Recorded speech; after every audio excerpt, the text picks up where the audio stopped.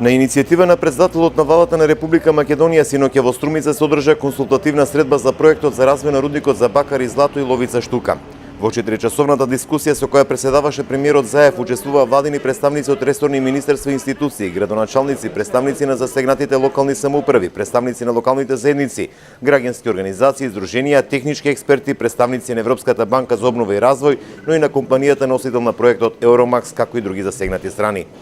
Во текот на дебатата беа презентирани аргументи и студии од сите страни и се соочуваа ставовите со цел меѓусебно разбирање и наоѓање решенија, се вели во соопштението од владата на Република Македонија.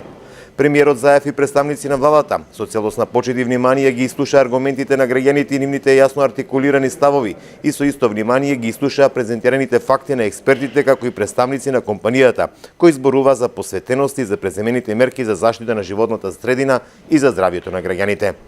Како што тврдат во соопштението од владата на Република Македонија, била поздравена одлуката на граѓанските организации да се вклучат во диалог и да ги вкрстат ставовите, односно да ја искажат загриженоста за здравјето и животната средина во која живеат, но и спремноста да се ослушат ставови различни од нивните. Заеднички било констатирано дека само преку искрен и отворен диалог може да се стигне до решенија кои се конструктивни и ќе го напреди регионот.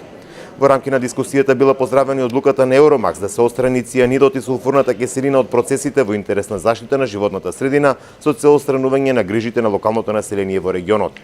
Со внимание биле разгледани економските параметри кои покажуваат дека оваа инвестиција и работа на рудникот ќе учествува со 3% во бруто домашниот производ на Македонија и ќе обезбедува даночни приходи во висина од 24 милиони евра годишно со отварање на 500 директни и 2700 индиректни вработувања за граѓаните од овој регион.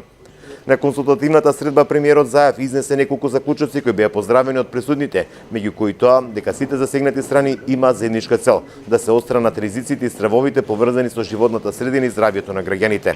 Следните чекори според соопштението на владата ќе бидат заеднички преку континуирана дискусија и диалог, при што компанијата ќе биде посветена да испорача гаранција за заштита на здравјето на локалното население, а владата ќе биде тука да врши контрола низ процесите што се во нејзина надлежност. Меѓу заедничките заклучоци од состанокот е и најавата дека ќе се формира независно мониторинг тело што ќе врши проверка на секој следен чекор низ престојните фази.